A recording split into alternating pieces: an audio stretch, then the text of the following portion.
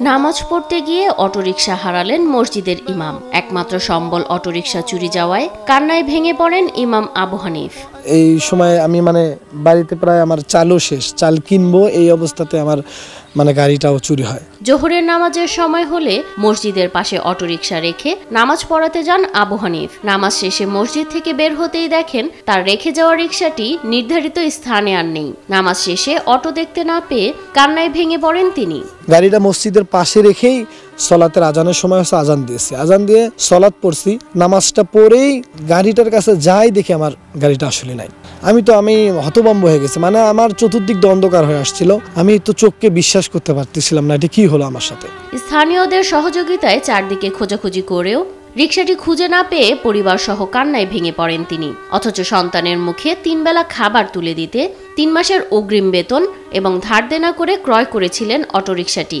10,000 টাকা বেতনে আসলে তেমন ওই রকম ভাবে কিছুই করতে পারি না। আর আশেপাশে বললাম না, টিউশনিরও তেমন কোনো ভালো ব্যবস্থা নেই।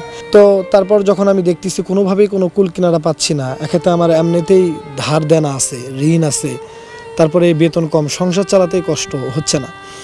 তারপর আমি আশেপাশে অনেক চেষ্টা করছি কিছু করার জন্য, আসলে গ্রাম দেখে আমি পাচ্ছিলাম না। তারপর চিন্তা ভাবনা করি যে একটা অটো কেনার জন্য। তারপর আমি আমার মসজিদের 3 মাসের অগ্রিম বেতন নেই এবং আমি আরও যারা আমার আত্মীয় স্বজন আছে তাদের কাছ থেকে ধার করি, এমনকি আমার বাড়ি থেকেও 50,000 টাকা ধার করি। তারপর এখানেও আমার এই মসজিদের আশেপাশেও কয়েকজন দিয়েছে, সব মিলে 90,000 টাকা দিয়ে আমি একটা অটো কিনি। অটোটা কিনছি তেমন বেশি দিন হয় নাই, 15 থেকে 20 দিন হয়েছে। উপার্জনের একমাত্র সম্বল হারিয়ে দিশেহারা আবু হানিফ। একদিকে ধার দেনা পরিশোধের চিন্তা, অন্যদিকে উপার্জনের সম্বল হারিয়ে দুশ্চিন্তায় নামাজে লুটিয়ে আল্লাহর দরবারে সাহায্য প্রার্থনা করছেন তিনি। 2 বছর ধরে টাঙ্গাইলের সখীপুর উপজেলার বাগবের দক্ষিণ পাড়া জামে মসজিদে ইমামতি করছেন হাফেজ আবু হানিফ। মসজিদ থেকে অগ্রিম 3 মাসের বেতন ও ধার দেনা করে 2 সপ্তাহ আগে 90,000 টাকা দিয়ে একটি অটোরিকশা ক্রয় করেন।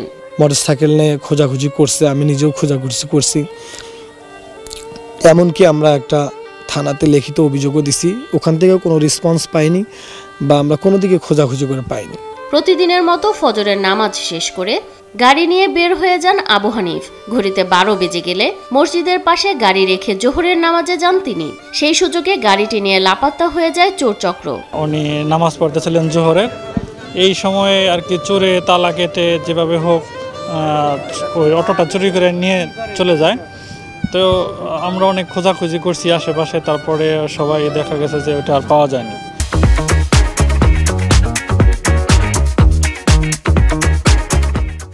ইমাম আবু হানিফ গাইবান্ধা জেলার সাঘাটা উপজেলার দক্ষিণ সাথালিয়া গ্রামের মোহাম্মদ ইমান আলীর বড় ছেলে। 2 মাসের ব্যবধানে বাবা মা দুজনেই মৃত্যুবরণ করেন। লেখাপড়া করেছেন ঢাকার একটি এতিমখানায়। নদী ভাঙনের কবলে ভিটেমাটি কিছু না থাকলেও বাবার রেখে যাওয়া 1,30,000 টাকা ঋণের ভাগও মাথায় পড়েছে তার। মা মারা যাওয়ার ঠিক 2 মাস 25 দিন পর আব্বা মারা যায়। তখন আমার আব্বার কিছু ঋণ ছিল, ওই যে আব্বার অপারেশনের যে টাকাটা, এটা আমরা ঋণ ছিল, ঋণ করে আব্বারে বলা যায় যে অপারেশন করাইছিলাম। তারপর আব্বা মারা যাওয়ার পর তখন আমার কাঁধে ঋণ আসে, আমরা 2 ভাই ঋণ ভাগ করে নিলাম, আমার কাঁধে ঋণ আসে 1,30,000 টাকা। ইমামতের সামান্য বেতনে চলছিল না সংসার, তাই মসজিদ কমিটির অনুমতি নিয়ে অগ্রিম বেতন ও কয়েকজনের কাছ থেকে ধার করে ক্রয় করেছিলেন একটি অটোরিকশা। তবে ভাগ্য তার সহায় হয়নি। বর্তমানে পরিবারের জন্য চাল ক্রয়ের অর্থটুকুও নেই বলে দাবি অসহায় এই ইমামের। এই সময় আমি বাড়িতে প্রায় আমার চালও শেষ, চাল কিনবো এই অবস্থাতে আমার গাড়িটাও চুরি হয়। তারপরে গ্রামবাসী কিছু চাল দিয়ে গেছিল, ওগুলা এখন আপাতত খাচ্ছি। আবু হানিফকে ইমামতির জন্য যে টাকা দেওয়া হয় তা দিয়ে সংসার চলে না বলে বাধ্য হয়ে বিভিন্ন মানুষের সহযোগিতায় অটোরিকশা ক্রয় করেন বলে জানান স্থানীয়রা। এ সময় অসহায় ইমামকে একটি রিকশা কিনে দিতে সমাজের বিত্তবানদের এগিয়ে আসার আহ্বান জানান তারা। এখনো আমরা আবেদন করতেছি যাতে উনি ভালোভাবে চলতে পারে, জন্য যদি কোনো সংগঠন অথবা কোনো ব্যক্তি ওনাকে সাহায্য করতে পারেন। আর আমাদের মসজিদের কর্তৃপক্ষ থেকে আমরা ওনাদের জন্য যথেষ্ট চেষ্টা করতেছি।